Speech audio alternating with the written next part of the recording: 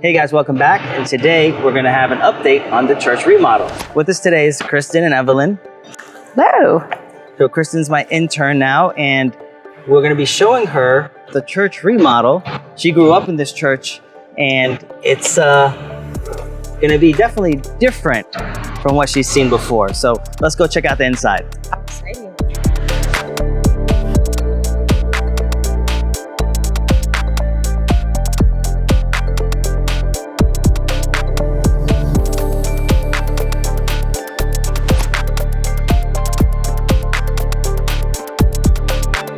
This does not look like the church hall. Are the beams going to be exposed like that? Yeah. That is so cool. Wow. Oh, sorry. No, I you're believe good. you were able to do this with what the church hall was. So I left the beams rustic looking, and we even left some of the very big nails in it to give it that look. And I didn't want to stain it or paint it, because then if someone wants to buy the property, they can choose to stain it or paint it to give their own touch. And This is perfect. it's really cool, right? Yes. So the concept of this building was like to be like a hall. So you can still have it as a hall, because we really didn't lose too many tables like we had before. So you can still have all of these like tables running up and down this space. TV can be up here, and we have Cat 6 as well to feed internet to it. Then this could be the island where they're preparing stuff, and there could be food on here and coffee for people to grab as they go to sit down. The whole stove and kitchen set up in the back.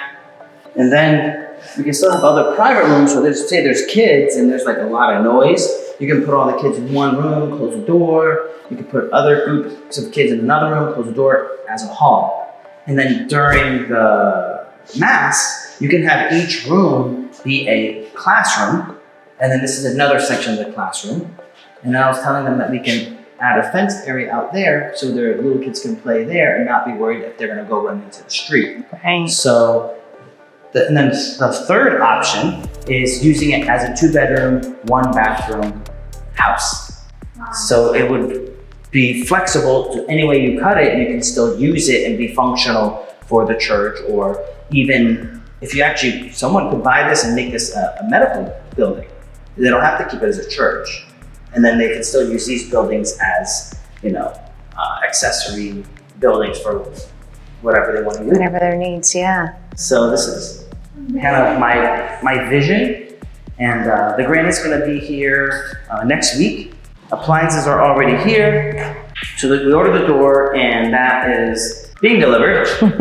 Once it's delivered, we will put it in. So overall, it looks really good. What do you guys think?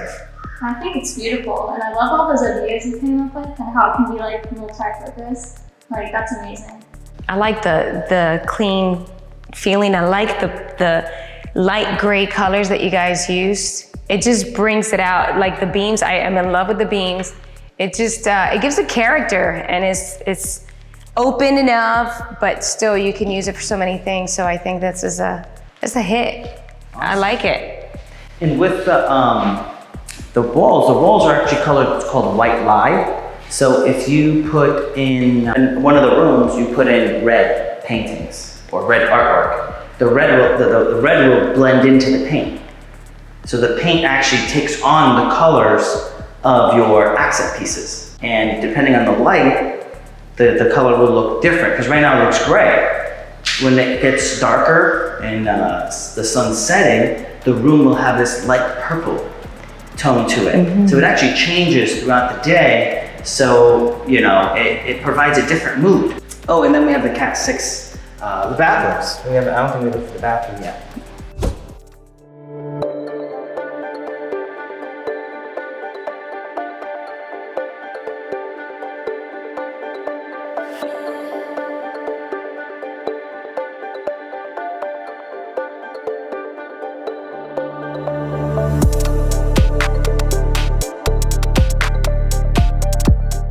So what you're going to see here is that it's the same style as our Coastal Cottage brand, with similar features to create a consistent look.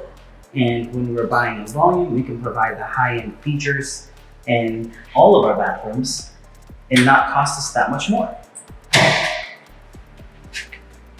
So as you recall, we had an issue with trying to match the tile. Well, unfortunately, they tiled the floor right before the reno, even though they knew they were gonna renovate this property. And I asked them why, and they said time. And I'm like, yeah, that cost us a lot of time. Didn't save us a lot of time. So we had to figure out how are we gonna reposition the property in such a way where it didn't cost us all the floor. So fortunately enough, we just removed the flooring here, removed the flooring here, and we were able to save roughly, I'm gonna say 65% of the flooring that they did. And we're gonna put, because of this here, we can't try to get the same tile and match it because there's called dialots, which means it's color difference. So even if you got the same exact tile from the same manufacturer, the dialot will be different and it'll be a slight difference. And when you can tell, well, this group has a certain tint and this group has a different tint, why? We were able to find the same tile, but as you guys know, if you don't buy the same dialot, the colors will be different. So if you see here, this kind of has a darker tone to the tile, where this has a lighter tone. Same tile, same company, same SKU, but different dialog. So make sure when you're trying to blend tiles, be very conscious of that. Either you're gonna have to blend piece for piece or separate off different rooms so it doesn't visually look bad. For example, if I try to match this tile with a different dialog on this half of the kitchen, it wouldn't look good. So I decided to have a stark contrast and to make it give the feel that was purposeful that we did it that way. So now we're in one of the bedrooms. We have the closet, and in the other closet, we actually made it into a utility room. So you have the electrical panel, you'll have the water heater, and you have the Cat 6 and coax cable. Now I purchased the bundles in full. This way it's cheaper to run the wire for the whole property. It's hidden behind all the walls, so now every bedroom and every TV has direct connection to Cat 6. Better quality internet, better quality viewing. So as I mentioned in the previous video, we put a receptacle behind the TV. We also put Cat 6 and coax cable. So some internet providers will go off of coax cable into a cable box, and if you're on, say, Hulu or Netflix, you can get your internet directly to your TV. And I use Cat 6 instead of Wi-Fi because then you're getting a direct connection from your internet to your TV, and you won't have to be concerned about the Wi-Fi getting weaker or losing signal. You're gonna get the best, strongest, consistent signal this way. Same with your laptop. Say you're working on your laptop and you're working from home, you have to do VoIP calls, Zoom calls, and the quality isn't that good. You might have issues with your Wi-Fi strength. Now, if you directly connect your laptop into your Cat 6 plug, you're gonna have a more consistent internet connection. So I put in Cat 6 plugs into every bedroom and into the living room and also sometimes into the kitchen. This way, people are able to have the best quality internet while they're doing Zoom calls if they're doing that in the kitchen. So in every bedroom and living room, I put USB Type B and Type C plugs. People will rent a property for how beautiful it is, but they will stay in a property for how much utility to get out of it, how convenient it is. So having these plugs next to the bedrooms and in the living room is very functional. So if you lose your receptacle plug for your charger on your phone, you can directly plug into the outlet. So for the lights up here, how you moved the ceiling to then expose the beams, were there already plugs, or did you get an electrician to install 6 lights? That is a good question. I did have to install boxes to hold the lights in place. That was done by the electrician and it was planned.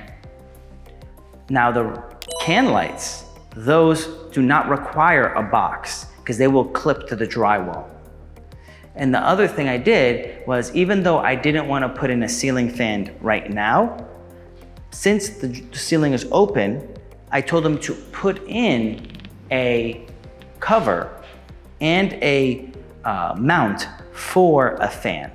So when they do want to put in a fan, it will already have it wired and mounted and prepared. When you're doing a project and you're having the professional there, always plan ahead of what you're going to want in the future or might want in the future, it only costs another, say, 50 bucks or 100 bucks to do it. But in the future, if you wanted to add it, it would cost hundreds, if not $1,000 or more to do the same thing. Because especially with the vaulted ceilings, you can't get behind that wall. You would have to cut the drywall, run the lines, re-insulate, drywall, and paint. It becomes a very messy project. So do it right the first time, invest in the front end, save in the back end, make a lot of money. So now the next one that I'll show you is actually this one. This is where the chandelier will go. So maybe they will never have a chandelier, but if they want one, we already have the mount prepared and the electrical up there. We did the same for the bedrooms. We didn't put any fans in the bedrooms, but if anybody wanted one, they're already mounted and prepared to have fans installed. So this is back to what I said previously. It is easy to do a ground up construction build because everything is new. Where your skill comes in is trying to remodel something, and especially if you're trying to keep it historic. That is a craftsman. That is a different set of skills. So removing one tile, putting it back in, and making it look like it was always there, that is a skill. The church remodels come out great. I can't wait for the granite to come in and finally be done with this project. And as always, invest in the front end, save in the back end, make a lot of money. I'll see you guys next time.